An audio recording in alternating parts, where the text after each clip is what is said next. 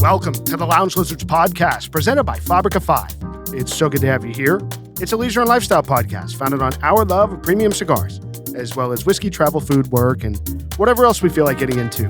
My name is Gizmo. Tonight I'm joined by Rooster, Senator, Pagoda, Chef Ricky, and Bam Bam. And our plan is to smoke a cigar, drink some rum, talk about life, and of course, have some laughs. So take this as your 154th official invitation to join us and become a card-carrying lounge lizard. Plan to meet us here once a week. We are going to smoke a New World cigar tonight, share our thoughts on it, and give you our formal lizard rating. La Aurora makes its pod debut tonight, and we share the brand's long history. We discuss old cigar favorites that have fallen out of favor, and we launch a new lizard rotation segment, all among a variety of other things for the next 90 minutes. So sit back, get your favorite drink, light up a cigar, and enjoy as we pair León Jimenes 110th Anniversary Rum with the La Aurora 120th Anniversary in Robusto. A Robusto tonight on the pod from the Dominican Republic. It's the La Aurora 120th Anniversary in Robusto. It's a 50 ring gauge cigar by 5 inches long. And boys, tonight is taking me right back to Las Vegas. Correct. And if you remember, we spoke quite highly of this cigar. We did. Because we had smoked it at the first seminar of PCA 2024. And we really loved it. And we have finally acquired some to do on the podcast. They've been in the tower for about 3 months now. Mm-hmm. And we are going back to PCA tonight. Because these feel great. Perfectly conditioned. Yeah, I'm looking forward to smoking these. I really, as we talked about, we love the one we did. It's been a while in Vegas. Yeah, I mean, it's been since March, right? Yeah. So, or April, excuse me. Since I didn't go, this is my first time, and I'm pretty stoked about it, especially after hearing that episode. And Roosters, too. I got a box, actually, when you guys got back, because you guys talked about it. And I think I smoked it too quick, like the box was kind of fresh. Mm-hmm. So I'm going to go back and revisit it now that it's... You're going to revisit it right now. Right when I get home. Let's cut this thing, boys. See, we're getting on the cold draw on the wrapper. Oof. I like it. Lots of nuts. Some like good toasted cashew here. I think toasted is the right word there. It's like, just very developed toasted. I'm getting more almond and plum. Plum. In the background, like a raisin plum type thing. What with dried fruit? Yep. Glad you said it. I'm sorry. I'm getting a lot of cedar on the foot of the cigar, but it's obviously, I think, because maybe it was wrapped in cedar. It's wrapped in a little cedar thing inside cellophane. You're not getting a hint of sweetness at all. There is a sweet note on the cold. I get like vanilla, the sweet note. Yeah, that's possible. Cold draw is really nice. It's nice. I have just a touch of resistance. Like, it's not a Robusto that's wide open. Me too. Just a little bit of resistance, which I like. So yeah, see how it does tonight. All right, boys, let's light this thing. The La Aurora 120th Anniversary Robusto. Again, it's out of the Dominican Republic. It's a 50 ring gauge cigar by 5 inches long. Got the cigar pretty cheap, boys. $6 each. Wow, incredible. So we talk about cigars, New World cigars especially, that you can get very reasonably. I already like it. This is this is in that category for sure. At $6. And this is a limited release, right? So not a whole lot of these made? Or no, there's going to be a lot of these. This is going to be a regular release from La Aurora. It is, okay. Delicious off the light. It takes a lot of fuel to light for some reason. It does. This is identical to the experience that I had at PCA. Very good. Totally agree. I will say, though, construction-wise, this is as rustic a constructed cigar as I've seen in a long time. I mean, this has, like, visible veins seams in the leaf that are as visible as, like, what are those called on, like, older people's legs? Like varicose veins? Oh, my Lord, please. Like, that's what it looks like. How politically incorrect. The vascularity of these Rooster, sticks. tell us more. Oh, good thing I'm wearing pants. Correct. No, the cigar does have some impressive vascularity. Seriously, though, everything we got on that cold draw is enhanced here. That plummy vanilla thing I'm getting, almond is there for me. Yeah, I'm really, the toasted notes is super pronounced. I'm getting a little, I'm getting almond almost in the form of amaretto. Yeah. without it being super sweet. I'm not getting much sweetness like dried fruit or anything like that. I get vanilla, like if you're smelling vanilla beans. Um, so yeah, it's a little bit dry on the finish. Nothing bad. Just not that like explosive wet fruit. Yeah. Or And the dried wrapper fruit. itself is very dry. Yes. It's not has no sheen on it. Now at PCA, the cigars we had were on a wet side, just a touch. A little bit, but not bad. No. I mean, And we were surprised. Actually. yeah, How really, good it was. Yeah. Everything we smoked. I mean, I feel like anytime someone handed us a cigar that the intent was for us to smoke right there, we all kind of looked nervously at each other, not Correct. wanting to do it. And I think we were pleasantly surprised that none of them were overly wet. Which to me points to, when we talk about buying cigars at B&M, fresh New World cigars, a lot of the time you get them wet. Even when I order them from, big box retailers, they come in really, really humid and you have to dry them out, which tells me that it's not the manufacturer doing that per se. It's a lot of brick and mortar stores and a lot of retailers are over humidifying these cigars. But do you think it preserves them? Because if everybody's doing it everywhere, they are typically between 69 and 72, I would imagine. I think At all so. retail I think that it's set like that because that's typically what people know to be the quote unquote correct humidity. But I think we've shown through our experience collecting old Cuban cigars, smoking old Cuban cigars, and smoking old Davidoff, smoking old Padrones, those being stored in the mid 60s. Yeah, for low years. 60s for years, they perform brilliantly. So I just think it's a little bit of a misnomer that 70 degrees, 70% humidity is the right humidity because I just don't think it translates to a good experience smoking wise for me.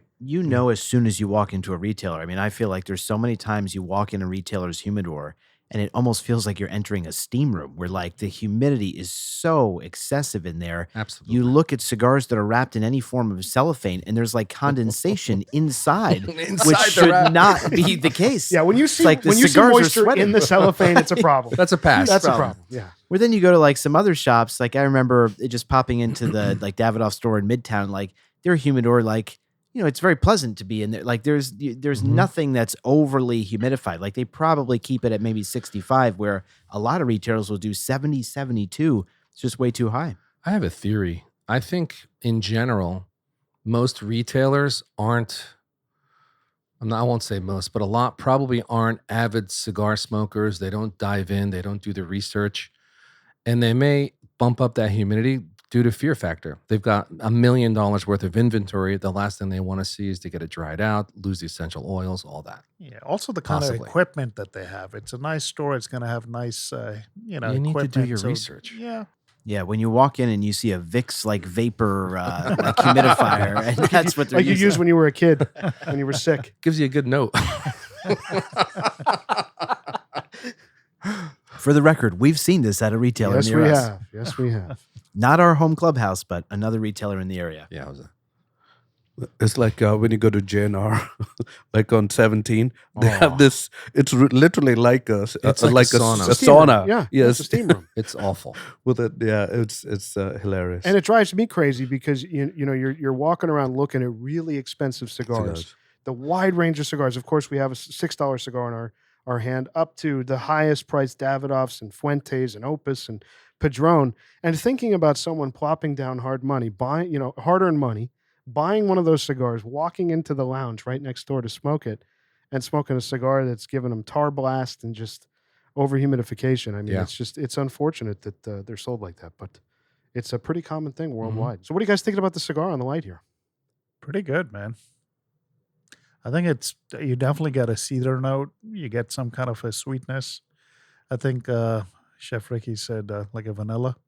I do get a little bit of some kind of like I don't know if it's plum or some kind of a dried fruit note. Yeah. Raisin type But thing. there is something. Yeah, I agree. But cedar does come through, and like a little bit of like a nutty flavor. I feel like I'm getting a little bit of, and you guys, especially Pagoda and Rooster, have called this out. I feel like I'm getting a little bit of a black tea note. Like no milk in it, but just black tea, like what I would think of like Lipton black tea. I'm getting that kind of on the back of my tongue right now. It's like So at a the- tannic quality. Yes. Yeah, very Yeah. tail end of the finish. That's I why get that.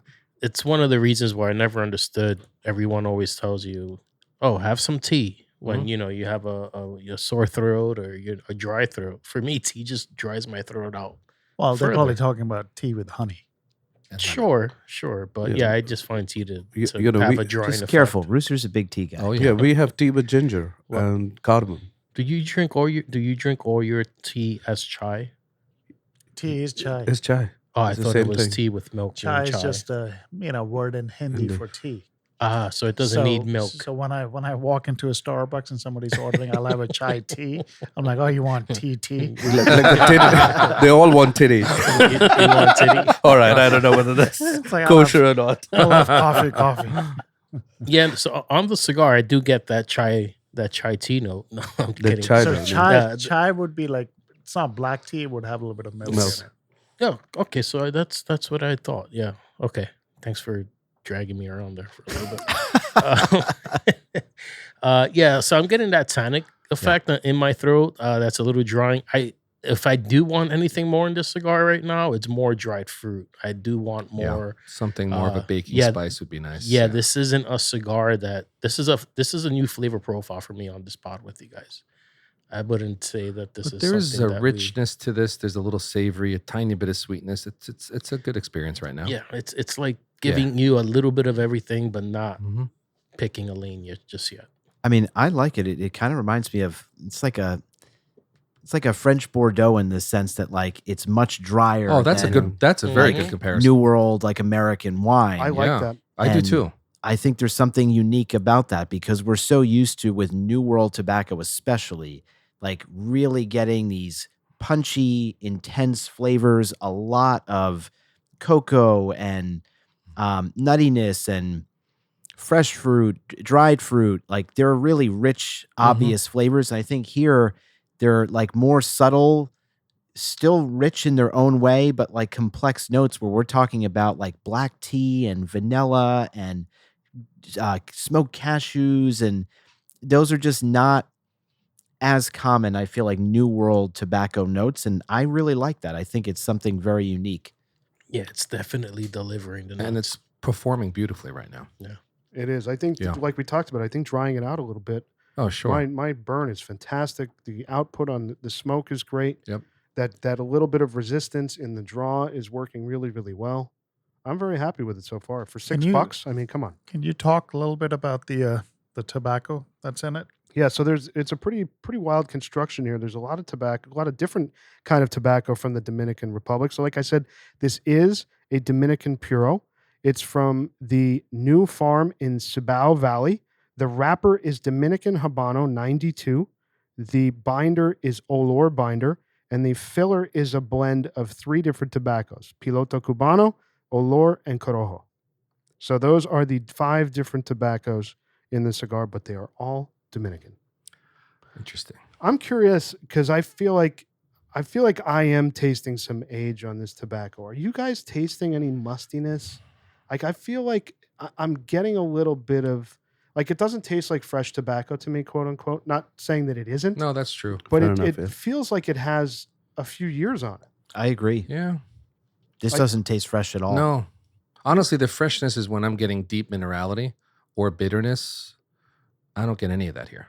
And I think maybe if when you smoke the cigar young, you may get that if it was rolled yesterday. Yeah, absolutely. But I feel like that is translating to me in this kind of chewiness in the smoke. Like I feel like the smoke is a little grainy to me, Mhm. and I'm kind of wanting to chew it, which I'm enjoying. Like it's Yeah. kind of like It's satisfying. it's delicious. Of course. You know, Have you guys had any La Aurora cigars I have. ever? Yes. You have? Yes. I've had a few of the lower end ones that come in the metal cases. They're perfectos Recently Right. or back in the day? back in the day. Yeah. So Back I've in the day. had a bunch of those. So In I those think. weird little I think tubos. remember you sent photos. Yeah. Did you ever have one? It had like a line on it. It was It gold. was a 1490. It was called a 1495. What color was the anniversary. case? I don't even know if it came in a tube or Mm. if it just came without a tube. It Okay. was like a 1490, and it wasn't that cheap. It was their higher end. That's one of cigar. their older school. and flagship very cigars. smooth, Yeah. very smooth Yeah. cigar, and it was really good. Yeah. Those tubos were cool. Yeah. Honestly, the cigars back then were not that good. I agree. I think that I think the brand and what we took away from PCA, they have totally changed the they've game. really pivoted Absolutely. their brand, and they're really aiming for a more premium smoker. And I remember even, we'll talk about this. These cigars, the MSRP on these is $14. Obviously, we got a great deal getting them for $6. But at $14, they're aiming for that kind of mid-range to higher range, really, in New World Robustos. Like you think about what a Davidoff Robusto would be, or a Padron.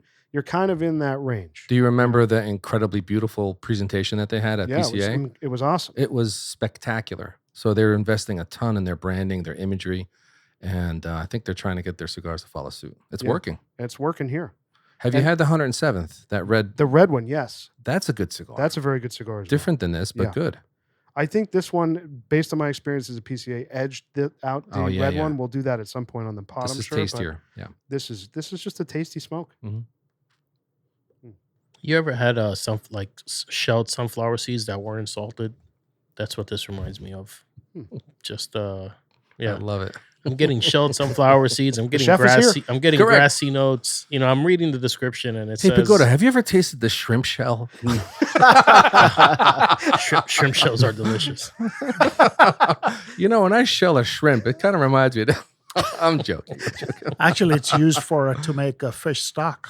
That's right. Yeah, right. That's right. It's oftentimes used and the shrimp head as well. It's oftentimes used to extend lobster flavor when you don't have enough lobster. Oh. This is one of 6 Vitolas in the 120th anniversary line from La Aurora. The others are the Toro, which is 54 by 5 3/4, the Gran Toro, 58 by 6, the Churchill, 47 by 7.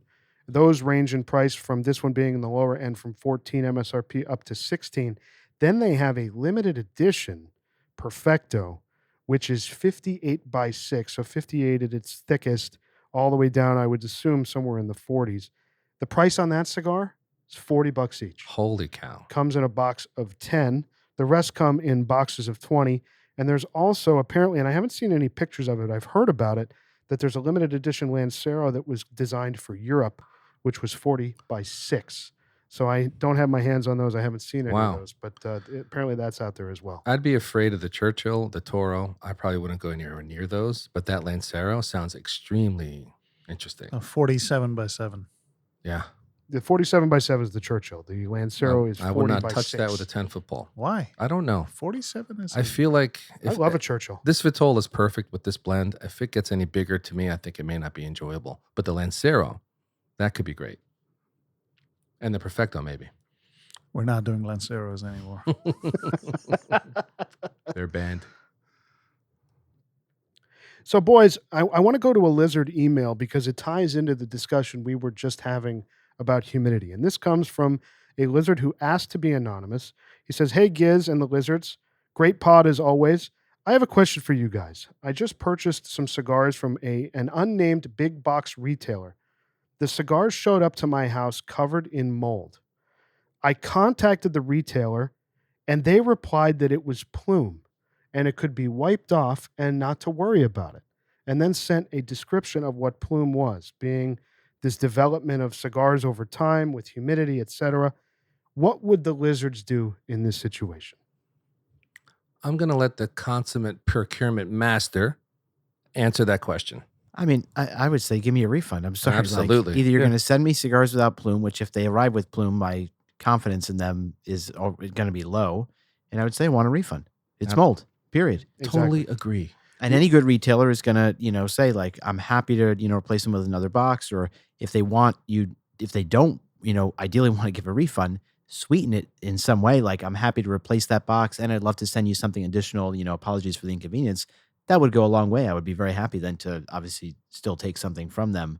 But if a retailer is really a jerk about it and saying, no, I'm not going to refund you, then dispute the credit card charge. Agreed. And you mentioned it's a big box retailer. It's one of the big boys. Right. I'm not going to say which one, but it's one of the big ones. I mean, they're not selling a house that you're going to buy once in your lifetime. You're buying cigars that you're going to buy, frequently. Yeah. And it's in their best interest to replace those cigars at the slightest complaint of the customer. And then you have the customer for a long time. Correct. I'll also say this. I had this happen with one of the biggest like big box retailers, JR Cigars.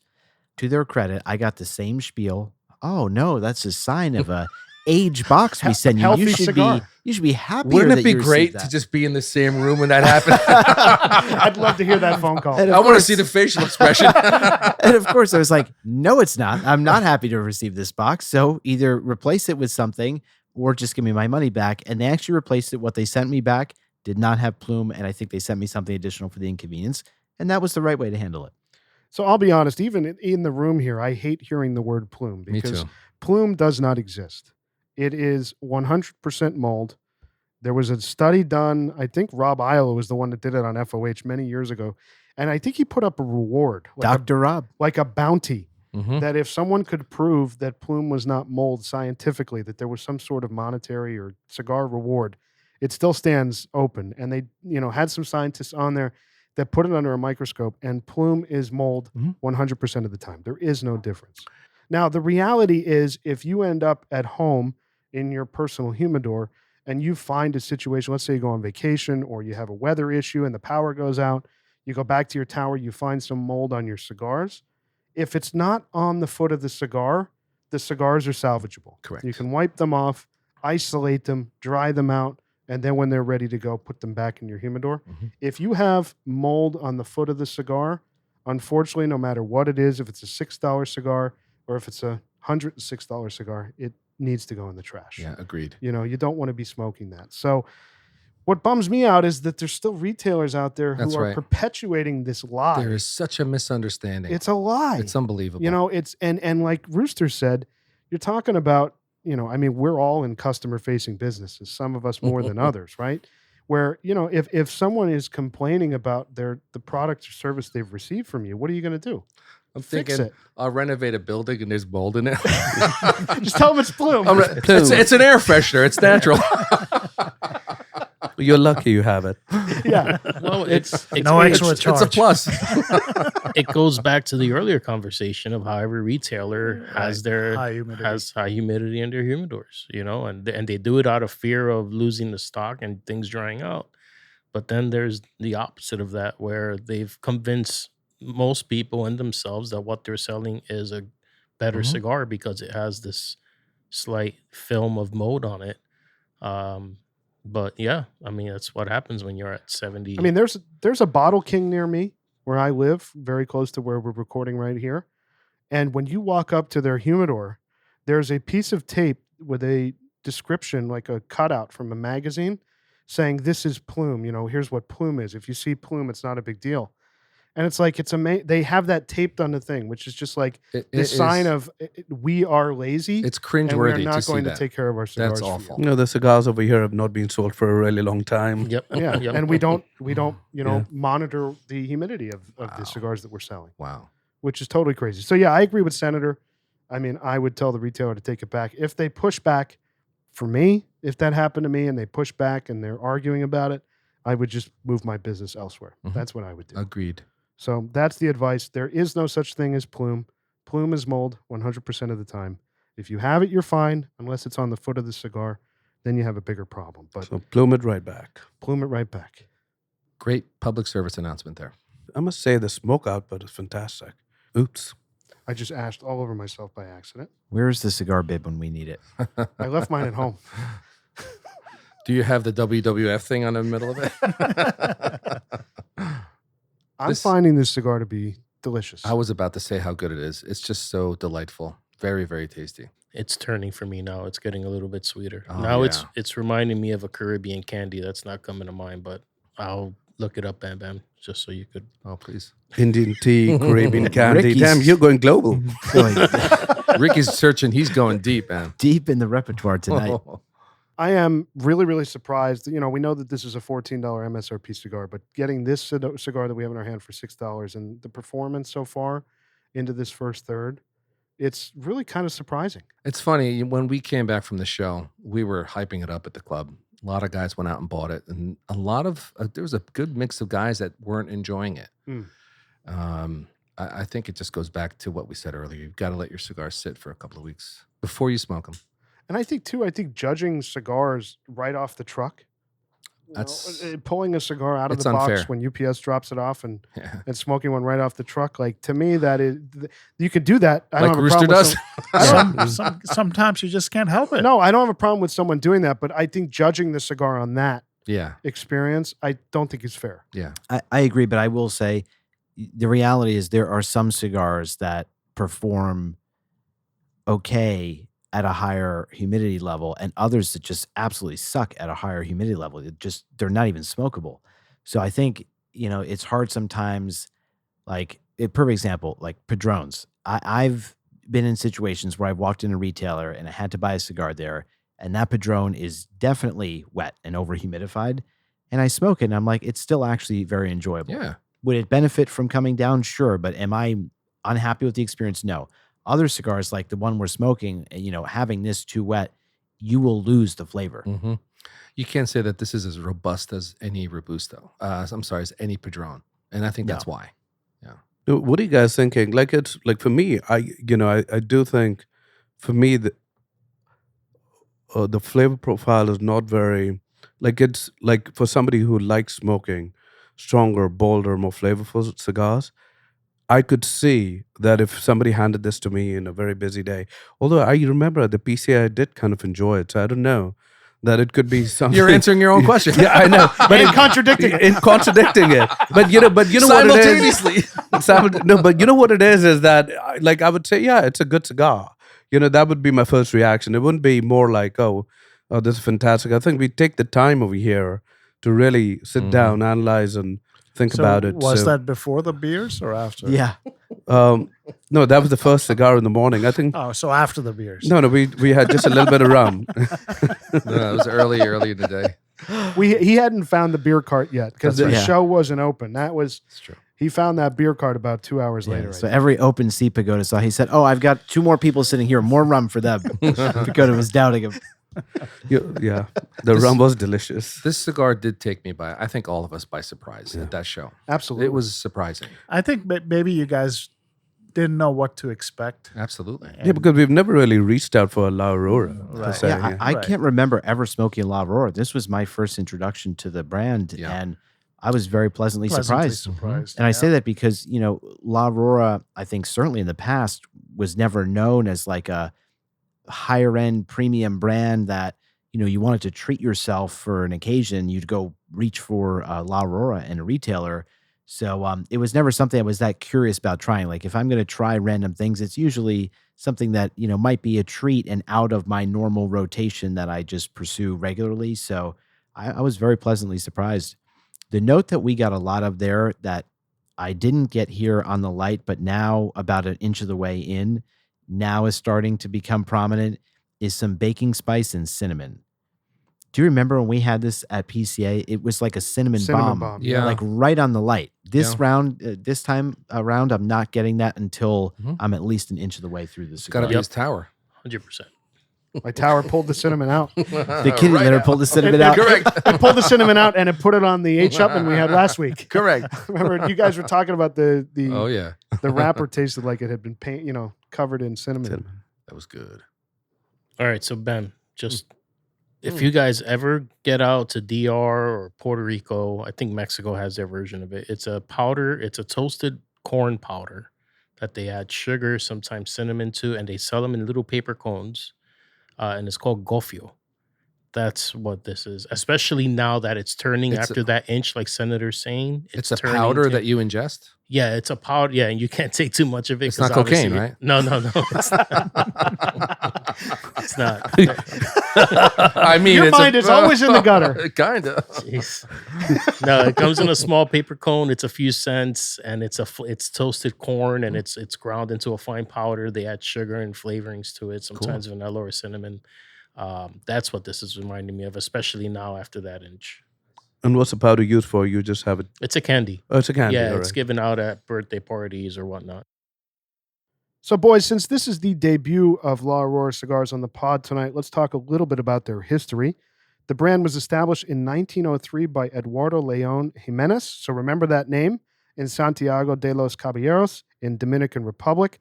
started with just 5 employees. He came from a family of tobacco growers, and La Aurora was his vision to move from just growing tobacco to crafting premium cigars.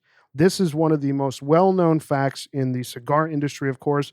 La Aurora is the oldest cigar factory in the Dominican Republic, marking the beginning of the country's premium cigar industry. So that's Wow. pretty cool. Wow. Oldest factory in the Dominican.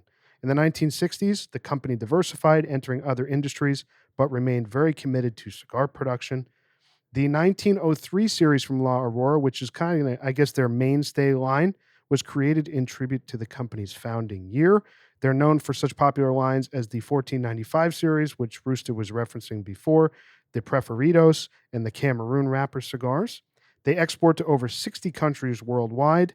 What I've learned when I've talked to some other cigar smokers who I wouldn't qualify as being like really deeply curious lizards, La Aurora is a popular brand among cigar smokers. I think it's easy to find. You can find it anywhere. It's consistent. And, I think the thing that Pagoda was pointing out and we're experiencing tonight, I think most of them have a mild to medium profile. Obviously, a lot of Dominican cigars do. Davidoff skews a little bit more, in strength when they choose to. But I think that they're mild, because they're mild and medium, I think they're really, really accessible to people. It's still a family-run business. It's now managed by the León family's 3rd generation. And what's cool is León Jimenes' son, Fernando León Asensio, was a pivotal figure in the history of La Aurora and the family business. He played a crucial role in expanding the family business and overseeing the growth during the mid-20th century. He led La Aurora Cigars for several decades, ensuring the company's continued success and maintaining its reputation for quality. His leadership took La Aurora from being a Dominican Republic-based brand to a globally recognized brand. He was the master blender alongside running the company and developed some of the most iconic cigars. His personal blend, Fernando León Family Reserve, became a highly acclaimed cigar line for the brand. And during his leadership, as we talked about before, the León family diversified their business interests, expanding into other industries such as beer, rum, and banking. The La Aurora cigars remained a central focus. Now, the other thing that we have to talk about, boys, of course, is our pairing tonight. Correct. Which is a La Aurora product. So we did this on purpose. This is the rum that we tried at PCA that they were pairing during their seminar. This is the 110th anniversary celebration rum that they've produced, which I believe Ricky said looks like it has about 10 years of age on it. Yep. We tried this at PCA and it paired very well with cigars. So let's take a sip of León Jimenes 110th anniversary rum. I kept thinking I've heard of León Jimenes before. So it's the rum. All right, yeah. The rum is so dark. Like the color is so rich. It is. This is like syrup. Mahogany. Yeah, it's 8 years in virgin oak, American oak, and then it spends its last 2 years in virgin French oak. Wow. Super sweet. You taste Very sweet. Yeah. I mean, the color of this and the viscosity and even a little bit of some of the flavor, it's very reminiscent of an XO cognac. Right? It is, yeah. Yeah, I mean, you could pour this directly over pancakes, vanilla ice cream. Vanilla ice cream. Both of those would actually be good. I mean, Pagoda, have you tried that yet? I think I'm going to try it tonight. Some vanilla ice cream over a waffle and then throw some rum on So, it. Giz, There you go. are you not enjoying it? I love it. Oh, I think it's fantastic. It is reminiscent I of a gotta tell cognac. ya. Meaning if you wouldn't have suggested it's rum, like it would be, one could easily mistake it. It's incredibly delicious. It This- is, the viscosity is there. It's sweet. There's a lot of body. It pairs beautifully with this cigar. It's probably the sweetest spirit I've drank in 5+ years. It's very, very sweet. Yeah, super sweet. But not. Like- I don't think it's overtly syrupy for me. It's not. No, too it's sweet. not. It's not syrupy, but it's Yeah. sweet. But I think it's interesting that they made this specifically to pair with their cigars. And if there's, I haven't smoked many La Auroras, but if their cigars smoke like this one does, then it makes perfect sense. Yeah, I think we were all shocked when we had this rum. I think I almost forget the cigar at first. I think we had the rum, and obviously, we've done some great rum on the podcast. Our trips to Cuba have really kind of created a greater or stronger love and appreciation for the spirit. there's no other cigar manufacturer that's in the spirit business, period. So I think we were really skeptical that this was more a marketing play. And I think we were really shocked and surprised. We were at the show waving them in to bring more glasses over. Well, it was a great way to start the morning. I remember It was that. awesome. Dude, it was awesome. They were speaking up there. We didn't care what the hell they were saying. I need more rum. Bring it on over. So if you take a draw of this cigar, retrohale it with a sip of the rum, that's the flavor of Gofio. Oh, really? Which is the powdered stuff That you powdered put. candy. I got to get me some Yeah. powdered corn with sugar. I really like the rum pairing with the cigar. It's delicious. It really is taking me back to that seminar presentation that first day of PCA. It's really nice. Yeah, this spirit's also for me. It's starting to feel like a holiday spirit between Thanksgiving and Christmas and New Year's. I think it'll hit perfectly in those areas. And I think like Ricky was saying, given the cigar is drier, it pairs so well. I think it helps bring out the like fainter sweet notes that do exist in the cigar. So I think it's really balanced. If this were a very sweet New World cigar to begin with, I think it would be overkill with the spirit. But I think it works because it's not. What's interesting about this, and it might be obvious, is that this rum is manufactured in the Dominican Republic. And what was the other Dominican rum we did? Brugal. Brugal, the Extra Viejo. Yeah. Correct. That scored very high. That was a very good rum as Delicious. well. Very different than this, though, I would say.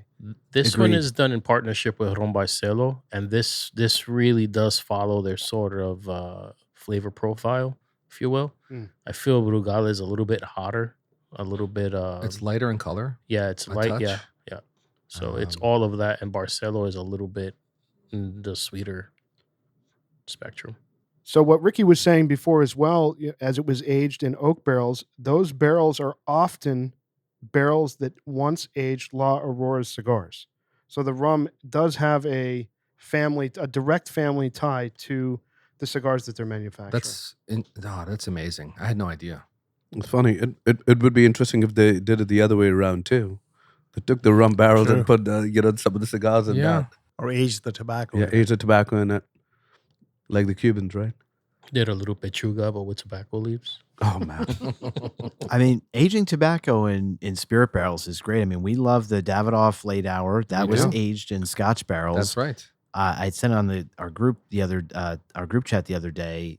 Cohiba, New World Cohiba, has a cigar that was aged in Weller bourbon right? barrels, That's which, right. whether it's good or not, who knows? But brilliant marketing because there's a huge Weller following out Now there. hold on. And listen, there's a Weller following in this room. That's right. When we were in Iligito, the barrels that Danilo showed us, weren't they? Those were sherry. Ex-bourbon, American bourbon barrels. So there you go. Yeah. Fascinating. Those barrels traveled a lot around the world, but yeah. they were definitely ex-bourbon barrels to start. Very valuable. Probably went from Kentucky to Mexico to Cuba. It was all over I think it was.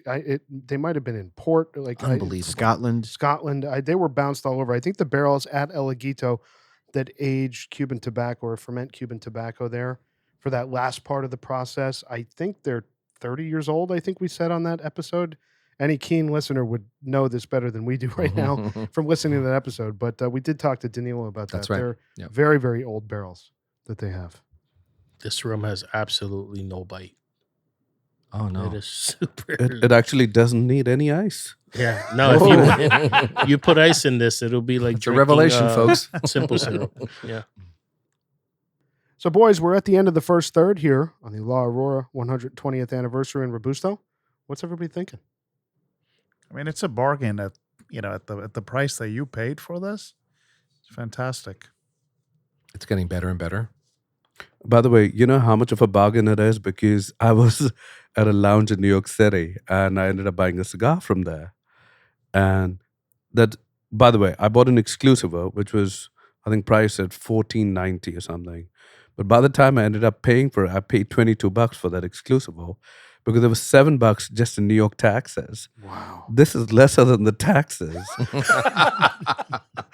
That is a bargain. For a value man, meaning this is great. Absolutely. I'll also say at $14 the MSRP, I also think that that's a reasonable price point for this. I say agree. that because That's true. not one rough edge, this entire smoke. The aftertaste is like, it's really nice. Like It's very nice. Yeah. when I think of like a bargain cigar, like a lot of the time, there's like some flavor notes you appreciate, but it never leaves a particularly great aftertaste. And this smokes like a premium cigar. Yeah, It does. it does. All right, boys, let's go to a listener email. This is from Lizard John from Boise. He writes us a lot. Always a good email from Lizard John. He says, "Hi, Giz. A random question for the Lizard panel. Is there a cigar that you, upon first smoke, didn't enjoy, but tried again later and it became a favorite? And vice versa, is there a cigar that you used to love, but now it just doesn't hit the mark for you anymore? For me, I'd say the Liga 9 for the former. It's now a staple in my humidor. And the Oliva V Milanio for the latter. Not a bad cigar by any means, but it just doesn't excite my palate like it once did. I would be interested in your responses. Much love, and cheers to you all. Lizard John from Boise."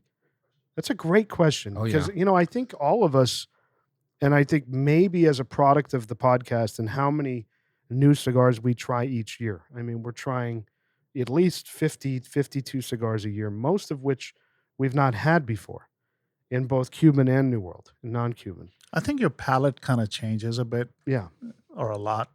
I mean, I used to smoke a lot of the Fuentes, the Hemingway series, the short story out of the Hemingway, even the Don Carlos line. I used to smoke that quite a bit. They're still good though. They're still good, but I don't Have the taste for it. Yeah, I don't quite enjoy them. I feel them a little bit on the drier side. Well, Like you've the finish evolved. is kind of dry. You've- So that's what I'm saying. Your palate has evolved, and then you look for, like the Padrones have taken so much space in the towers for each one of us that you don't really reach for the Fuentes that much. I mean, not a bad cigar. A lot of people, they love that cigar.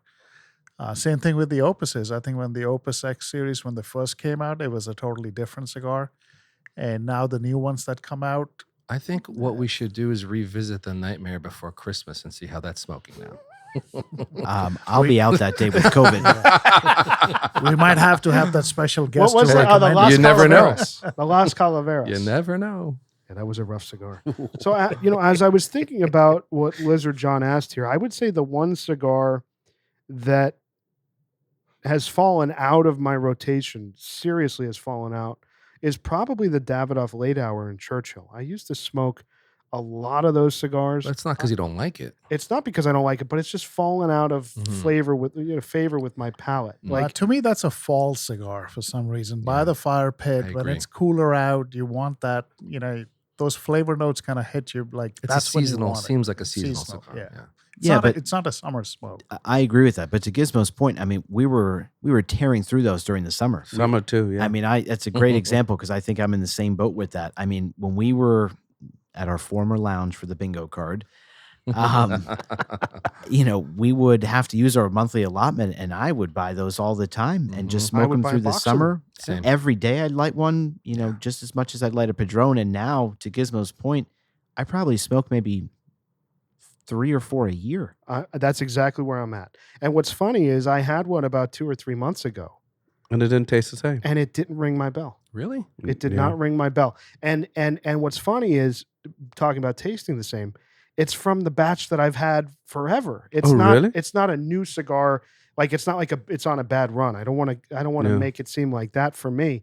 It's from the same box that I've been pulling from for a year and a half.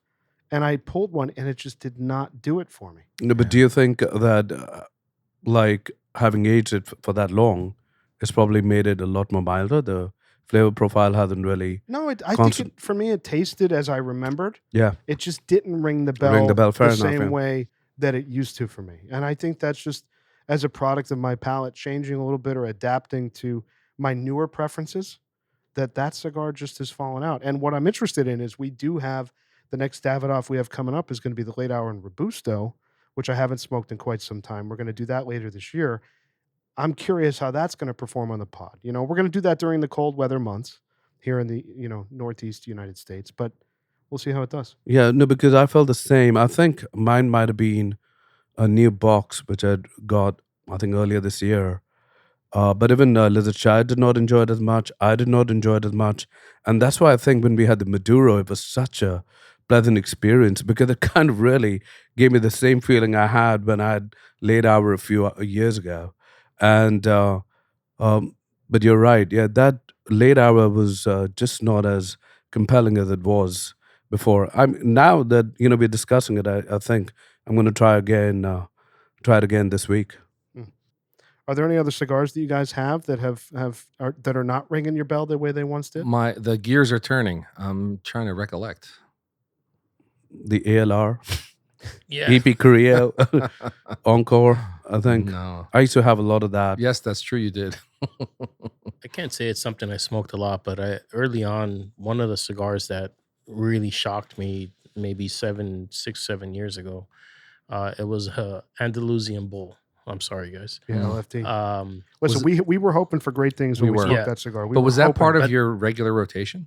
It wasn't my regular Okay. rotation, but it was one of those first cigars that I had that I was Mhm. like, holy shit, this is amazing. And I bought it every time, over the next couple of years, I kept buying it whenever I saw it hit Fox Cigars or, because it's not that readily available.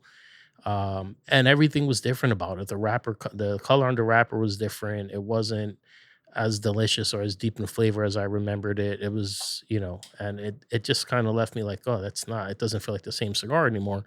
Almost like whatever made it great went to shit once it got popular.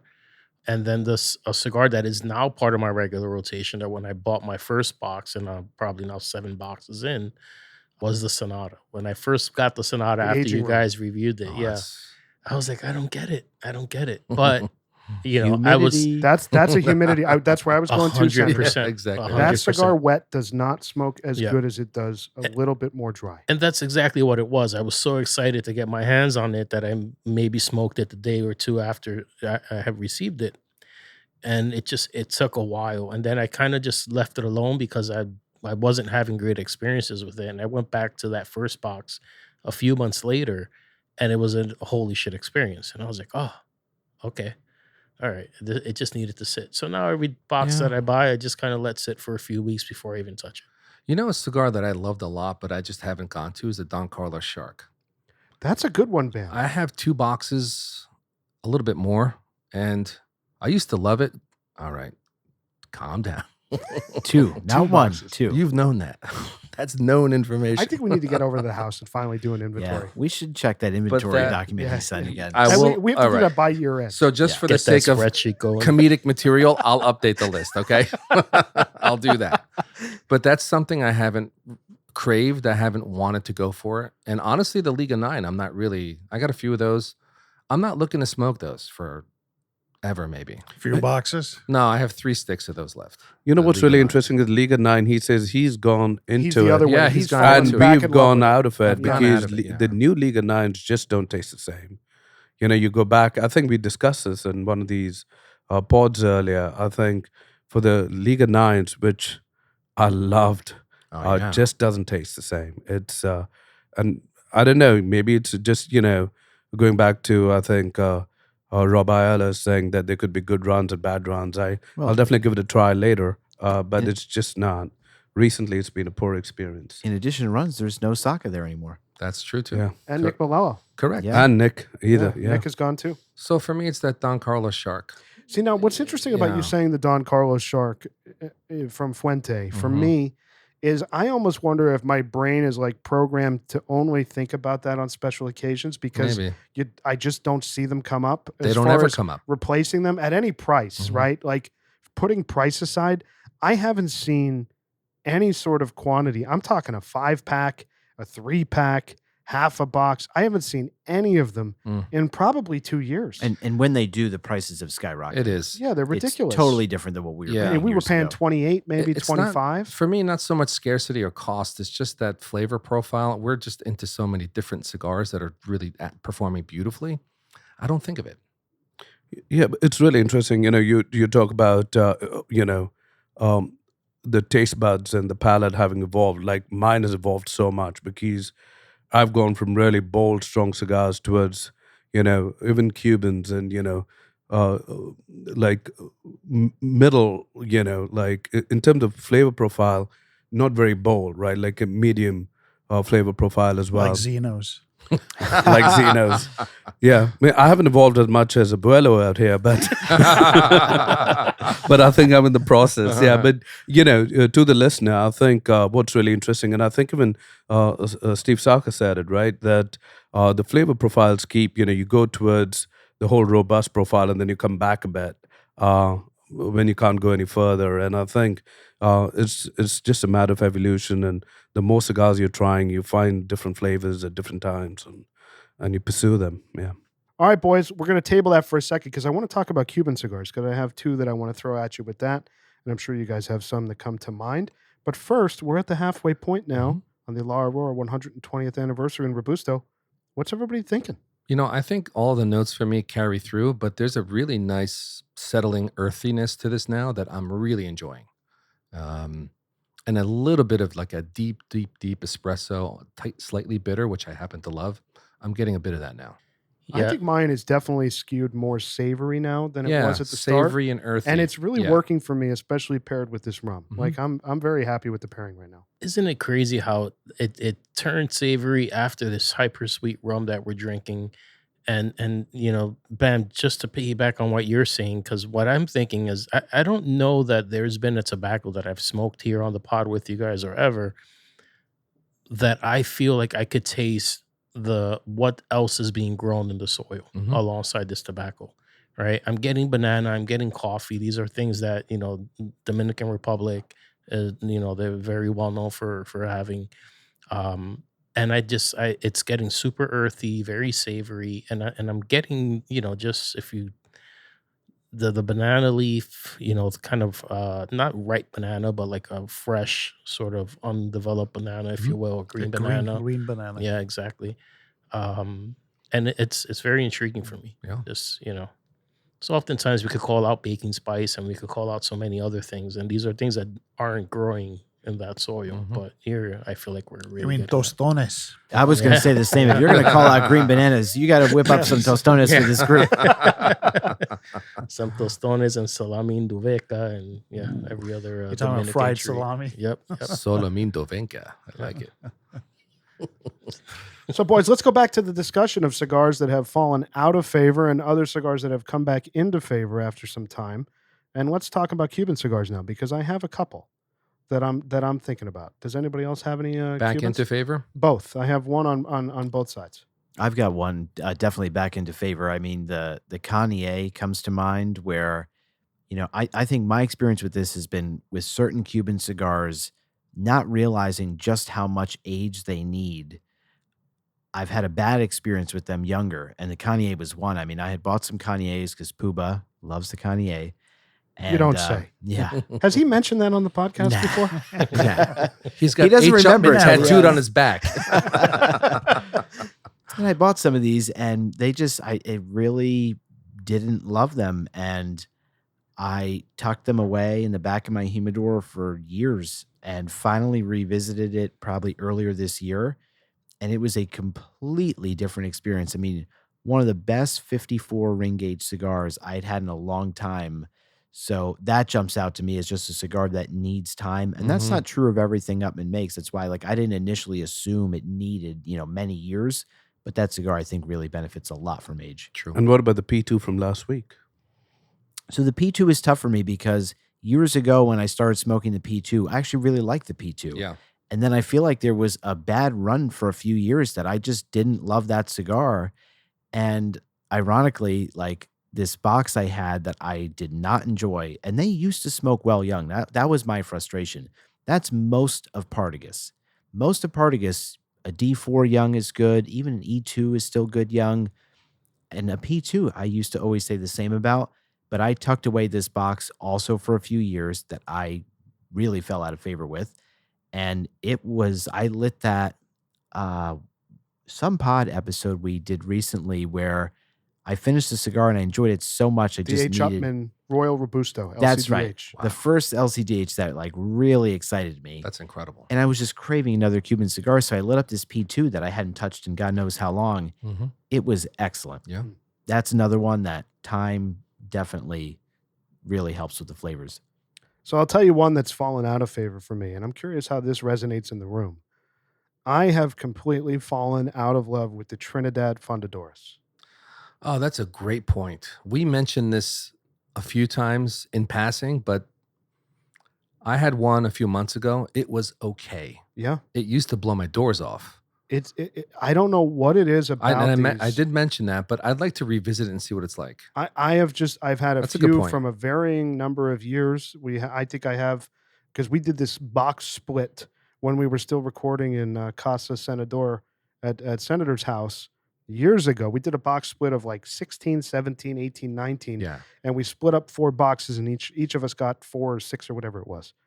And trying just one of each of those from the different years, it's just, again, it's not ringing my bell anymore like it used to. Like that used to be a cigar I'd sit down. Very good point. And I really, really loved and like thought about and woke up the next morning like, I want to have another one. I just couldn't care less right now about the Trinidad Fundadores. And maybe the price factors into that as well. The price going to the bonkers level it does. But there's also other cigars that are at a similar price that I do wake up like, man, I would love to have a Cohiba Esplendidos or a Cohiba, Sigla 6 or something that are just astronomically priced. I don't reach for them like I would like to because of the price. But yeah, the Fundadores has just left my brain. Yeah. I mean, I'll say this on the Fundy. I'm with you in the sense that the price is so egregious for the experience that it delivers. Like there are some very high priced cigars that you sit there and say, I don't want to pay that, but it's a damn good cigar. You don't have that dilemma with the Fundadores. You say it's a very good cigar, but it's not worth anywhere near what they're charging for it now. I will say on my birthday this year, I revisited the 11 2016. cigars. Go ahead. I'm sorry. Oh, correct. 11 cigars. But one of my first, actually, I think it was my first cigar of the day. I pulled a 2016 Fundy. It was very good. Yeah. So Wow. I would say some of Age. the older ones we have are worth revisiting. So maybe worth holding on to then. I would. Yeah. I wonder if maybe the ones that we have or the ones that I have are just in a down period in their maturation. You Could know, be. Minran has talked about these peaks and valleys that cigars go through in their maturation process. Like Yeah. maybe I'm just at a down point and I need to be patient with them. But the ones that I've had recently over the last 6 or 8 months are just not doing it for me. I mean, I think the Fundies, when we used to get the boxes for, I don't know, like 700, Even less than that. 750. It Less was than that. honestly exciting to get a box It like was, that at that you know, price. it was a great cigar, It and it was was. also something new for us. Yeah, We had not had Fundadores before that, so it was really unique. It was new. The flavor profile was different. We had not had a lot of experience with the Trinidad line itself, but then as you go deeper into the Trinidad marca, you know, you get into the Coloniales, the Esmeraldas, even the Reyes and the Vegias. So Fundadores kind of took a back door, and then the prices just went skyrocketed. You know, like triple or maybe 4 times, 5 times what we paid for. Yeah. I mean, it went crazy. And then at that point, you're like, is this cigar worth $100 when you paid so much less before? So that kind of does come into Sure. my equation. You know, if I'm smoking that cigar, it's like, is this thing really worth what it's being sold for now? It's Yeah. not. You know, I'm It's kind not of. worth half that. it's not worth half I'd that. have to say I'm guilty that I haven't revisited cigars that I didn't enjoy. So I can't speak to a cigar that I would go back to just Yeah. yet. I gotta think about that. So I have another negative, and then I have a positive. My other negative, not that it's a bad cigar, but I think my palate has just changed since I really loaded up. The La Punta. Well, no, It's Lucy's. it's Partagas Lusitania. Yeah. You know, I loaded up on those, you know, during the pandemic, pre-price Armageddon. Oh, did you load up really? And I just the box that I have smokes very well, but it just doesn't do it for me. Like construction, you know, combustion, all that stuff, it's really good, but they're just not doing it for me. Like I just don't reach for them anymore. Mhm. I would much rather have a punch double Corona in that same size Oh, than I yeah. would a Partagas Lusitania right now. Mhm. Lusitania is one cigar that I have not had good luck with. I've never It's had like an out of incredible the, experience Out of the with 12 or Lucy, yeah. 15 I've smoked, there's Mhm. been maybe 2 that have been really good. I mean, there's some like older Lucy's that I had to literally just chuck them. You know, I mean, perfect draw to the Just end throw and them in just the lake. poke them With the poke TV. them through. Yeah, really. It was horrible experience with the Lucy's. Wow. Yeah, not good. You have to get lucky with those. I mean, Yeah, you I do. just feel really lucky. The 50 cab I bought years ago, it's excellent. And because of that and seeing the other experiences you guys have had, like I pull for them sparingly because I know if I try to replace that, the odds I can find that experience again are clearly low. I remember being at your house and you took us down to your tower I gave you one of those. and he said, pick one, and I think I picked a Lucy, Yeah. and that Of was course you probably the did. better Yeah. Lucy. Yeah. And that was years ago. I mean, imagine now. Yeah, I don't know what year that was. Maybe 2018, 17, something like that. Maybe 19. 19, maybe. Yeah. And I got a box of 2019s. They were horrible. Really? Wow. Horrible. So let's go positive now. I have a positive rebirth with Cuban cigars for me, which is a big one, which is the Bolivar Belicosos Finos. Oh, that's a big one for you. Thank you. Which- All right. I'm big one for you. vindicated. You are That's a big one. vindicated.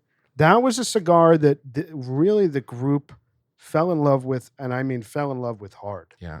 This entire group. And I was kind of stuttering behind. I was never having experiences that were holy shit moments. It just wasn't happening. And I have that same box that I have from all those years ago when we first bought them. And I've pulled a couple out of there, and man, they are great. Yep. So that is one that has turned the page for me in a positive direction. I'm really loving the Belicosos Finos. I mean, on Bolivar, one example that comes to mind for me, the Royal Corona, I hated young. Hated. Categorically, I had a box of them, had no interest in smoking them. And I remember, and I wish I would have bought these, a source that we all had, Gizmo bought, they had these 2014 boxes that came up, and they were spectacular. Some of the best Cuban tobacco. By the way, I think we reviewed that box on the podcast. We did. Was Right. out of my box We did. of That's right. those. I think they're 2015s. Yeah. Okay. They're 2015s. I still have some of those. I It's- haven't So, gone back to them. It That did okay. was- Yeah, it Mid-eights. performed well. Yeah, mid-eights, I think. That And I'll was say another, it again, 2014 and 2015 boxes of Cuban cigars are Are some of the Delicious. best tobacco that was. Delicious. Oh, yeah. I don't know if there was a hurricane in 2013 or what, but those have smoked beautiful. Great, good, very good tobacco. No, so just, I mean, on that box, I think that's another cigar that really benefits from age. That had I not had that box, I would have never had any hope for that cigar. And the Royal Coronas that I had that were younger that I hated, I let those sit for years and then revisit. And I was like, wow, they're starting to develop nicely. So I think that's another candidate for just store those for years and they really develop into something special. When the Royal Coronas are good, it's an excellent smoke. Yep. I would say it's better than a BBF sometimes. I don't know about I that. mean, don't know I'd with, go with that like far, a 2014, 2015 Royal Coronas are incredible. They are. They are, but I mean, a great BBF, BBF is is good, yeah. spectacular. Yeah. You know what's funny to kind of wrap this up, what Wizard John asked us, is I think about New World cigars that have turned the page in a positive direction for me. I can't really think of any that I've didn't enjoy and then gone back to because we review so many great New Worlds on the podcast. We've had a really good run of New Worlds. And they become part of our rotation. And they've cracked the rotation in such a meaningful way that, I can't think of any that have re-entered by product of the podcast or otherwise that I'm really enjoying because I just don't have room for it. Yeah. In my rotation. So It's a great it's question. an interesting thing to think Yeah, about. the question's outstanding. Yeah. So thanks to Lizard John on that. And boys, we're coming into the last third now on the La Aurora 120th Anniversary Robusto. Any thoughts on how it's developing? So I'm a bit faster than you guys, and I'm really enjoying this. I'm having a hard time putting it down. It's very, very good. I think this is one of these New Worlds. And again, I'm shocked at the price that we got it for, even at $14. But as it's developed, I don't necessarily think it's changed as far as a 2 or 3 act play, aside from adding like an Earthiness. undertone of savory or earthiness, whatever we want to call it. But it's gotten better for me as it's heated up and I've smoked it down. Like Agreed. as we've gone, a lot of cigars that we smoke start great and then they totally tail off and the blend just doesn't keep up with how it started. But this is really working for me. Yeah. Yeah, I think what's picked up mostly, I think now that it's getting hotter and we're getting closer to it here at the end, I think just the flavor in general is picking up. And for me, at the start, it was very light in flavor. So now everything's just sort of intensifying a little bit. It's a bit like a RAS right now for me. That's a not a You know, bad the That's same- not a bad call out at The all. I agree. savoriness of a ras is kind of coming through right Yeah. now. For the listener, Rooster's referencing the Ramon Iones Specially Selected, Yeah. which is a Cuban cigar that we talk about quite a bit, Good and we all call out. smoke quite a bit. Oh, we do. That's a cigar that has not fallen out of favor in this room. Someone may get Pagoda yelled had at. some- If Pagoda someone had will some get bad yelled at if boxes, it falls but, out of favor. Yeah, I've had some bad. Although I had a really good ras the other day. It was fantastic. Fantastic. When it's good, it's really good. It is. So for me, the final third, I think, picks up a little bit in strength, which I really like. I think, like to Ricky's point, it starts out like mild medium, then firmly medium, and maybe is trying to touch medium full at the end, like just trying to get there. And I also think, to Gizmo's point, it's not a 2 or 3 act play, but what I do like about it, it's not like you just have the exact same experience flavor note wise all the way through. I just think at different points, it dials up certain flavor notes and dials down certain ones. They're all present the whole way through, but there's a little bit of variation in that it's accentuating different notes at different points in the cigar, and I do like that. I agree. To me, the way I would describe it, it's like whack-a-mole almost. It's like one note comes up, the other goes down, like, Mhm. Yep. and it's kind of doing this interesting dance of Yeah. flavor that I think really elevates the complexity in the cigar. You know, and again, you go back, I can't dismiss the value, and we're going to obviously get to that when we do our ratings, but the value, having that experience at this price is just really, really shocking to me, actually. And, under the microscope here versus at PCA, when we're in a room and smoking with 1,000 other people or whatever it was, I'm happy that it's elevated in this way. So we'll see how it finishes. All right, boys, let's do Lizard of the Week. Our winner this week is Lizard Enrique. And he writes, during the podcast, it would be great if one of the lizards could review what they smoked in a particular day or week so the listeners could get some other ideas on what might be good to try in the future. Keep up the great work. I went through the entire catalog in the last 3 months. By the way, I mean, that being a common theme of so many of these emails of listening to 150 plus episode in 3 months. I Mhm. mean, just a crazy amount of time that they're listening to us bust each other's balls every day. True And dedication. It was really fun and somewhat therapeutic as I transitioned from a high stress, high impact job in public service into the private sector, working as my own boss. Cool. I mean, that's really awesome. To hear. Congratulations. Yeah, congrats on being your own boss now. The show feels like the best times of Howard Stern or those early years of the Howard Stern wrap-up show on Sirius XM. It's a great listen, and it's a true service to the listeners. Lizard Enrique. Baba Bowie. Listen, I'm a big Stern fan. I have Me been too. for a long time. These kind of comments, Lizard Enrique and the other listeners who've sent similar things, I mean, really make this so rewarding for us to hear that, because for us, I mean, whether the mics are on or not, this is who we are and this is what we do when we're in the lounge. And to have that kind of comment or that kind of feeling from listeners, call it therapeutic, like he says here, or celebrating us like he does some other shows that he listens to, that's really It's awesome to hear. It's true validation for what we're doing. There's a great question in here from Lizard Enrique that we can't dismiss. Could we review some of the cigars that we smoked in a particular day or week so the listeners could get some other ideas on what might be good to try in the future? Are we going to begin with Senator's 11? That's just one day, by the way. I don't know if the listeners Into can that keep week, up with that's that. I not- can't keep up That's with going to that. be like 25. So I mean, I would love to go around the room and list, a rotation of a few cigars that you've done in the last few weeks, Yeah, like in a row that's fun. of what you've done. So I'll happily start. This is my daily rotation right now. Usually, Fabrica 5 Robusto Trinity. I'm obsessed with that cigar. The Bon Roberts Petite 109. I'm really coming around on. I love that cigar. The Aging Room Sonata Daily Driver. I smoke probably 5 of those a week. The Padron Exclusivo, obviously, always. That's like probably the core rotation right now, that like almost every day I'm hitting those 4 cigars at one point or another. And then I think, short smokes, we all love the Davidoff Bellicoso. That always makes it in there if I've only got a half hour and I need something to smoke. But yeah, that's probably the core rotation. I'll list mine. Go ahead. Yeah, so I'll give you one of the days last week for me. So I started with a Cohiba Siglo 5. I then went to a Fabrica 5 Robusto Trinity from the MoFo program. I then went to a Bond Roberts Petite 109. I then did a Padron Exclusivo. And then I finished with the Davidoff Bellicoso. Nice. That was my 5. Cool. That was a day.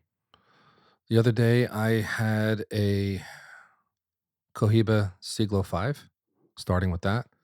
Then I went right to a P2. Partagas P2? Yep. Then my Davidoff Millennium Pyramid. And then I had the little Bellicoso. Now, usually, if I go a longer session, I'll definitely hit an Exclusivo toward the end of the day, and then the Bellicoso before I go home. Where's the Opus Dubai? Opus Dubai. You all smoked them on me. Pagoda, what's a day like for you? Give us a random day. Typically, I start off with, I think in the unbanded ones, probably, one of the unbanded Cubans that I have. Then definitely the Sonata. Aging room. Do either the Partagas shot or the Bellicoso. Always have an Exclusivo. This week, actually the last month, I've been low on Exclusivos. I've had them just sporadically. And I've had 2 Sonatas sometimes. So Back to back. Yeah, unfortunately, I think a lot of us, we all kind of smoke very similar cigars. But yeah, I just wrapped up some Bond Roberts Petite 109s. So that was great. I did some of the Ninfas as well. The Davidoff Bellicoso Churchill. And then I recently added the Little Hammer. The Padron Little Hammer. The Patron Family Reserve number Yep. 50. Yep. But you purchased a box of the Maduros, not the naturals. The Maduros. So for the correct. listener out there, just briefly, what has been your impression of the Maduro versus the natural that we reviewed? So for me, the natural Tell was Grinder what you thought about it. I'll clip this and send it to him. no. So I did. In fact, we had a little text chain going back and forth about that, and I also gave him some a Maduro to try, and even he admitted that he enjoyed it more than the natural. Whoa. I just think it edges it out a little bit. Can you say that again? yeah, there's going to be an accountability hour for Grinder now. Holy moly. So yeah, no, I mean it was delicious. It just kind of gave me that rounded finish that I was looking for in the natural wrapper that I wasn't getting, and just a little bit more of a dried sort of ripe fruit happening that I really enjoyed. But yeah, I'd say in no particular order, because it could just go from, maybe sometimes I commit to sitting on my deck and I'm like, oh, I have 2 cigars, and then it turns to 3 or something like that. But usually I'll start off with a larger stick in case it's the only stick I get to do.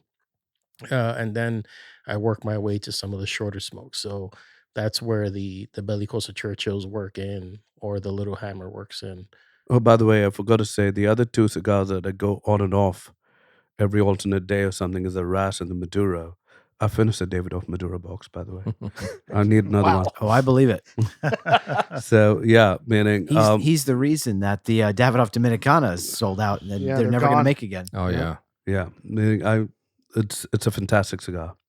So Rooster, give us a sample of one of the days in your last 2 weeks, let's say, of cigars you So smoked. last week I was on vacation, so I smoked more than I usually do. Normally it's like So 2 a day? usually 2 a day. But last week it was one of the days I did have 4. Oh. Ooh. Are you feeling okay? Yeah, right? Did you get the permission to do so? Somebody check Did his you- blood pressure. So I did start off with a QD Coronas Claro in the morning. Oh, good. Mm. And then by afternoon, right after lunch, I had a Punch 2014, which was delicious. Then a Davidoff Maduro. Actually, I had 5 that day. And it's amazing how much these Fabrica 5 cigars have come into our rotation. I think It's crazy. every single one of you has mentioned that. Mm-hmm. And for me, one of my favorites is the Bond Roberts Petite 109. The 109 is So great. that Yeah, is, so I mean, good. I'm smoking a lot of those. And then I ended the night with the, I think it was the Padron, the 85th Family Reserve. Not the 90th? All right. Yeah, the 90th, I had it the next morning. Oh, did you? Yeah, he skipped breakfast that day. And you smoked the 85th, the Family Reserve. That was in Maduro, right? Yes, only Okay. the Maduro. Yeah. I will say that, we a bunch of us mentioned the Petite 109 from Bon Roberts. I have smoked one of those every day for like the last 3 weeks. I went through a box. I gave a bunch out. I smoked a bunch of them. Now I'm into my second box. I have to order another one. I need to get my hands on those. Yeah, I must say, I mean, that cigar is also very reminiscent of Ras. Really? It has a lot of like savoriness that you get out of the Ras. Wow. So delicious smoke. I think a lot of the Fabrica 5s, like the Ninfas, I love the Ninfas, love the Petite 109, the Robusto. Bam, you may be off the hook with dried fruit. Everything tastes like a Ras. It's a rooster. Lately. I didn't say that.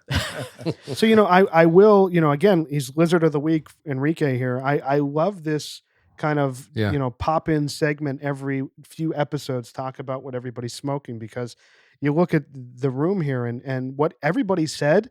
If I were to have guessed what everybody was going to say, it definitely was a little divergent from what I would have guessed. So, I mean, even inside the room, for how much we all smoke together, it's a little bit different than I would have. Yeah, but a lot of what thought. we're smoking, we're kind of smoking as well, right? Sure, yeah. So they're Yeah. interchangeable in this group. And I'll also say for myself, I mean, if you notice, I didn't name a single Cuban You cigar. didn't, yes. That's And true. this has been a huge revelation for me, and why I'm thrilled, Fabrica 5 is a sponsor here, because I hadn't found any New World cigar that meaningfully could replace a Cuban cigar and my desire for that flavor profile in my rotation. The Trinity Robusto and the Petite 109, for me, they do that. So this is the first time, we've had this debate before where guys would say, I want to conserve Cuban cigars. The prices are insane. I'm not looking to pay today's pricing to replace them. And I've said, there's nothing to replace them in my desire to enjoy that flavor profile. So I really don't care. I mean, you live once, I'm going to enjoy them now.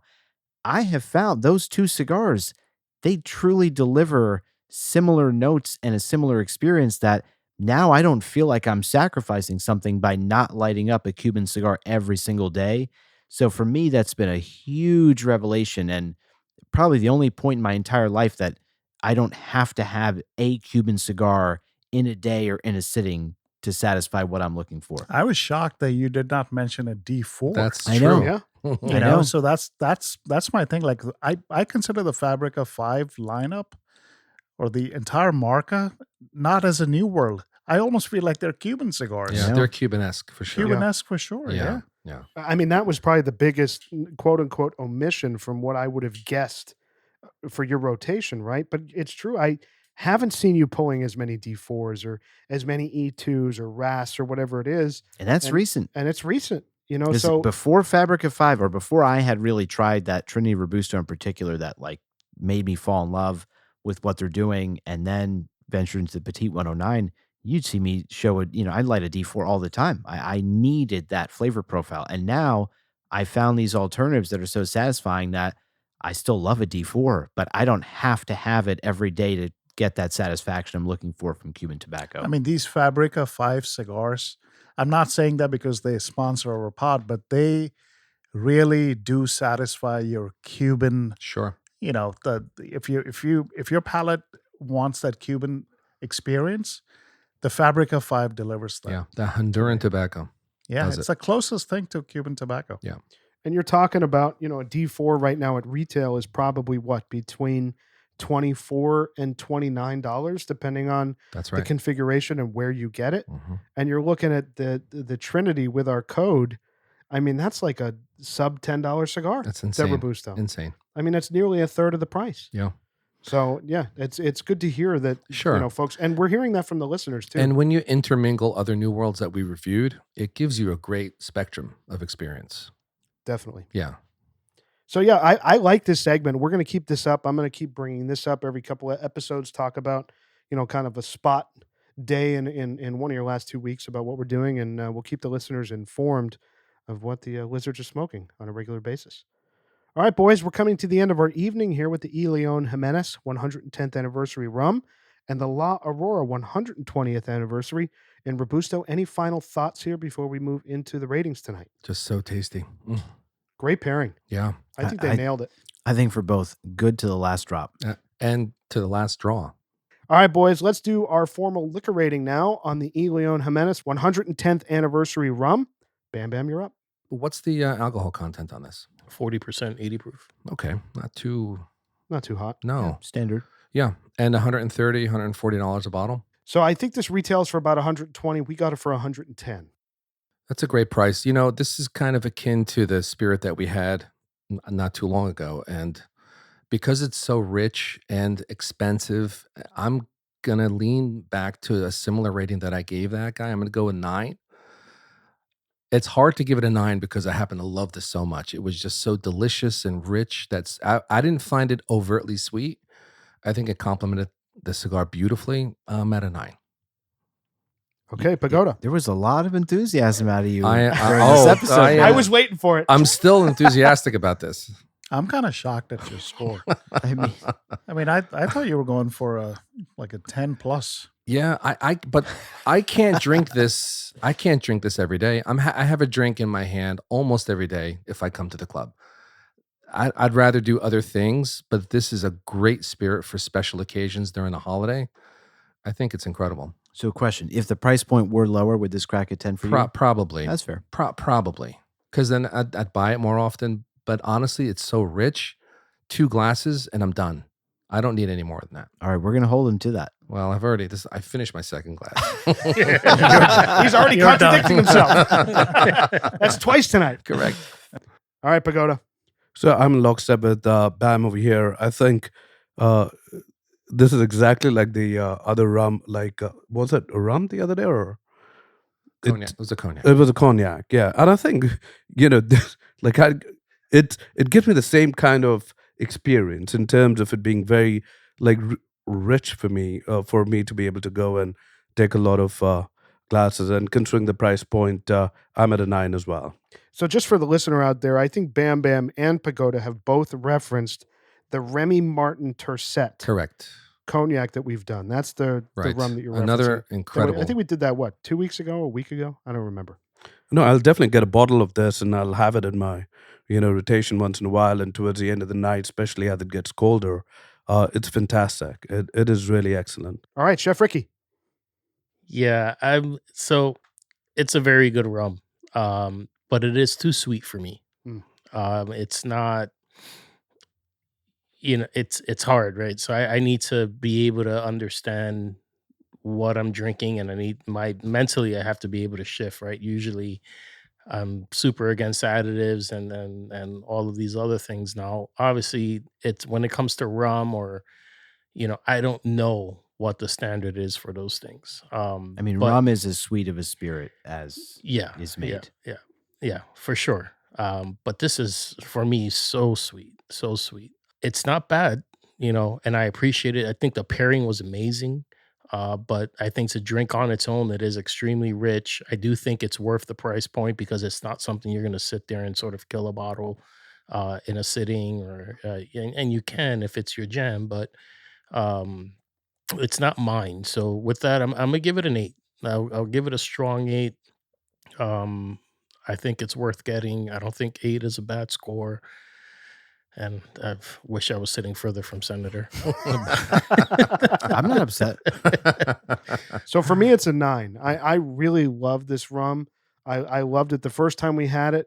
Is it a rum that I'm going to run out and buy and drink every day? No. But I think similar, in line with what Bam said about its place, I think it has a very specific place in where I would reach for it. I think the holidays are a perfect time for it. I think with a specific cigar that kind of leans more savory, I think this is perfect for that. I think a New World cigar, somebody touched on it, a sweet New World cigar, I don't think it would work as well. I think it'd be overwhelming. But I really love the rum. I really enjoyed it. So I'm very happy at a 9. Senator. So I'm also at a 9. I have no dispute with the 9s in the room, and even Ricky with the 8. I understand exactly where he's coming from. For me, my dispute is more about the reasoning I have a hard time with. And I say that because, we did a vintage bottle of Pol Roger that no one's drank a single vintage bottle of Pol Roger since, but that probably got as close to a 10 as any champagne we've done.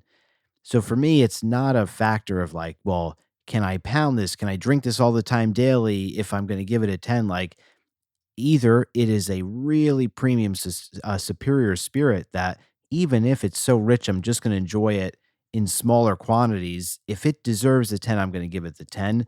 I do think this is a premium rum. I think the price point, it's not cheap, but it's fitting. It's a sipping rum. It's smooth.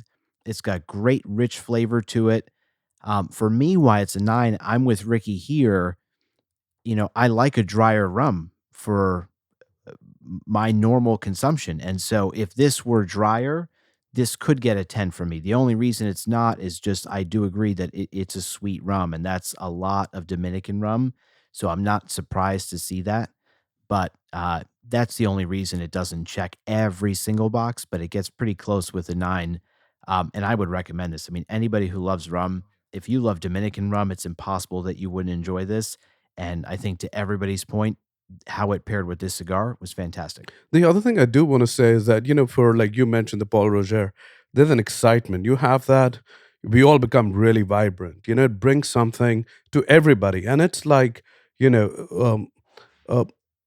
essentially, like, it just improves the overall experience to such an extent where that it is a 10. There's no way out of it.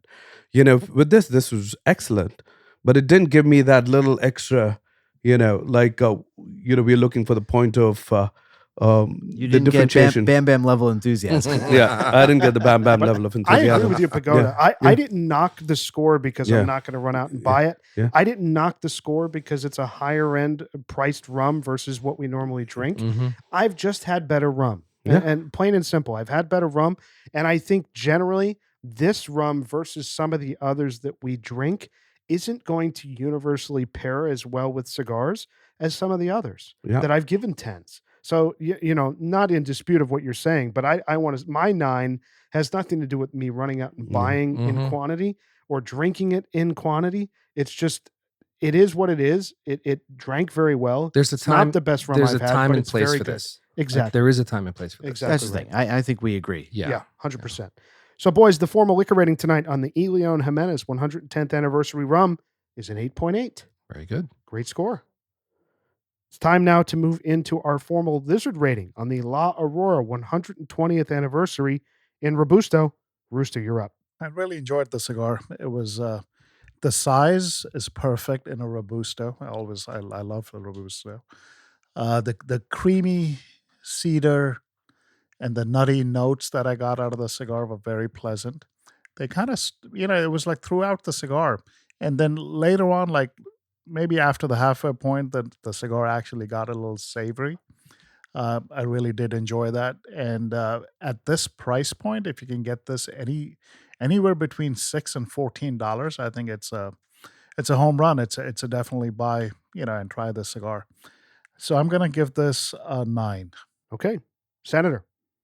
I'm also at a 9. I enjoyed this from the light all the way down to the end. Not one rough edge. There has to be aged tobacco in this.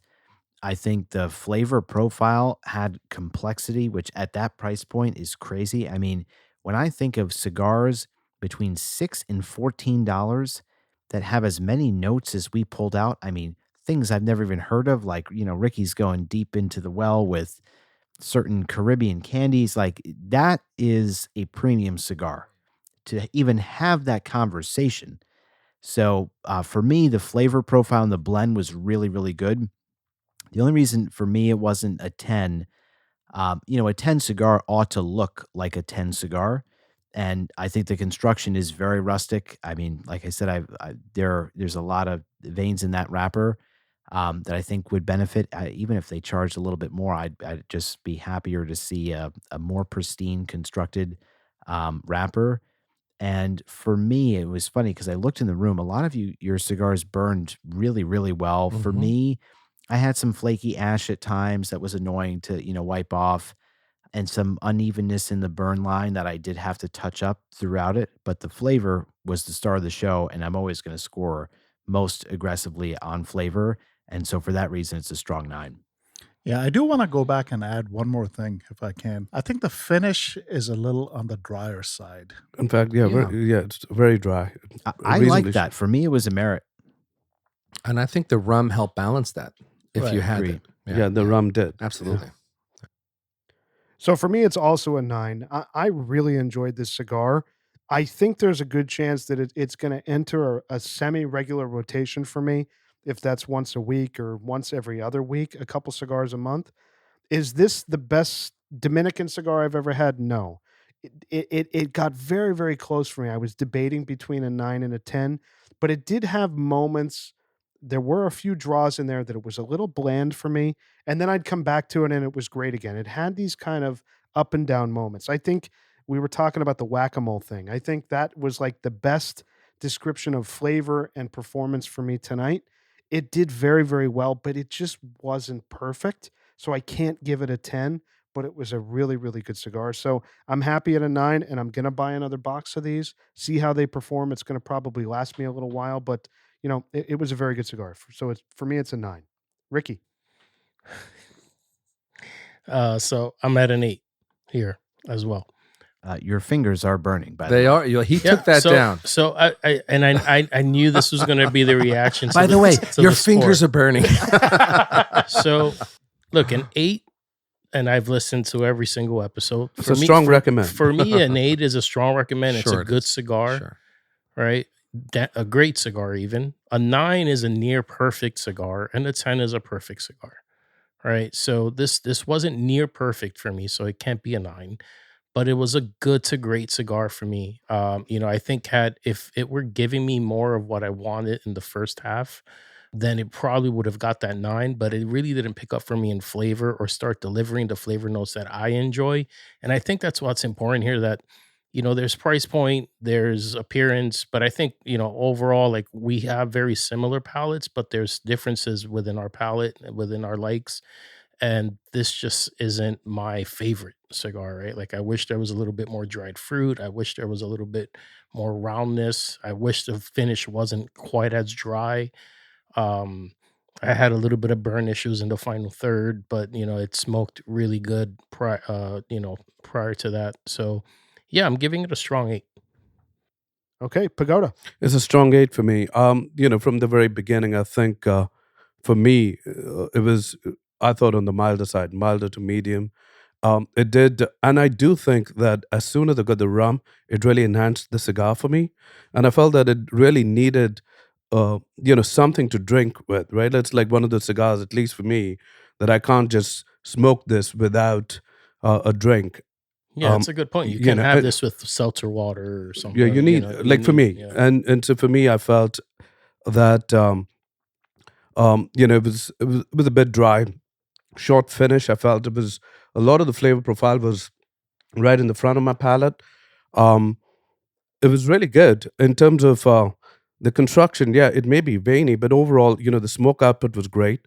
It burned reasonably well. I did have to touch it up a few times. It's a strong 8 for me. All right, Bam Bam.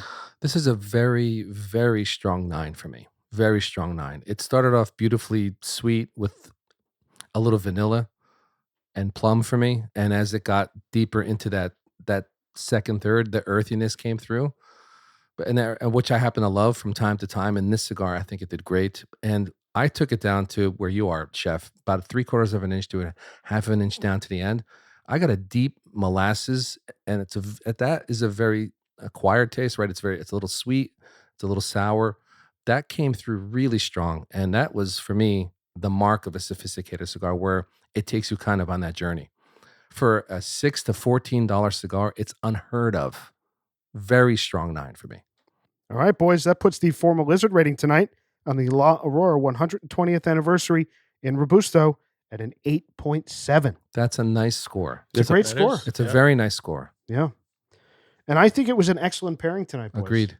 Yeah, I think the pairing was fantastic. It was delicious. I agree. So we have to congratulate Lizard Enrique for winning Lizard of the Week. Of course, any Lizard out there can win Lizard of the Week. Send us a great email, a voice memo, a comment on YouTube, a DM on Instagram, whatever you choose. Send a carrier pigeon. We don't care.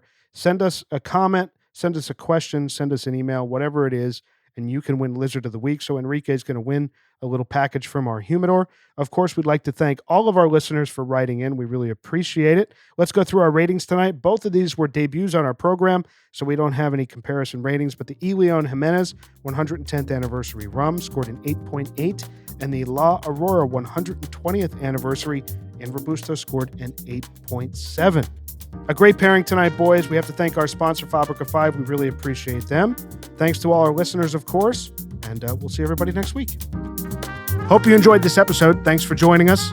You can find our merch store and ratings archive at our brand new website, loungelizardspod.com. That's loungelizardspod.com. Don't forget to leave us a rating and subscribe on your favorite podcast platform. If you have any comments, questions, if you want to reach out, say hello, tell us what you're smoking, email us, hello@loungelizardspod.com. You can also find us on Instagram @loungelizardspod. We really appreciate your time, and we'll see you next week.